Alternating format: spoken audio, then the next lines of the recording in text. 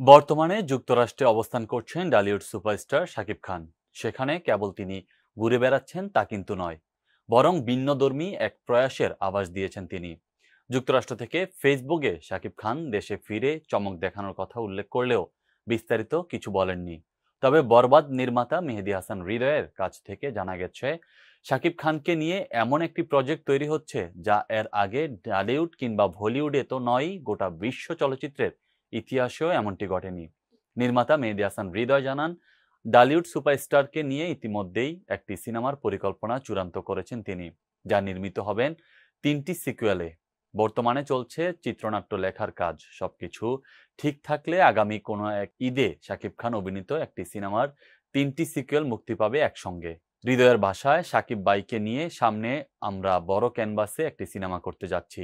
এখন সেটির চিত্রনাট্য লেখার কাজ চলছে। সিনেমাটি যেহেতু বড় প্রজেক্ট, ৩ পার্টে মুক্তি পাবে। এমন প্রজেক্টের প্রস্তুতির ক্ষেত্রে সময় লাগবে আমাদের। তারপরেই এই বিষয়ে ঘোষণা দেব। হৃদয় আরো বলেন, শাকিব ভাইকে নিয়ে নতুন সিনেমাটি এমন নয় যে এক পার্ট মুক্তি পেল প্রথমে, তারপর আসবে দ্বিতীয় ও তৃতীয় পার্ট। এটা আমরা একসঙ্গেই মুক্তি দেব। এমনকি ৩ অংশের শুটিংও টানা শেষ করে ফেলব। নতুন সিনেমাটির ইঙ্গিত কিন্তু শাকিব ভাই আমার বরবাদ সিনেমার প্রিমিয়ামেও দিয়েছিলেন। জানিয়েছিলেন আগামীতে বড় কিছু আসছে। আমরা এরই মধ্যে শাকিব ভাইয়ের সঙ্গে গল্প ও চিত্রনাট্য নিয়ে কথা বলেছি। তিনি রাজি হয়েছেন।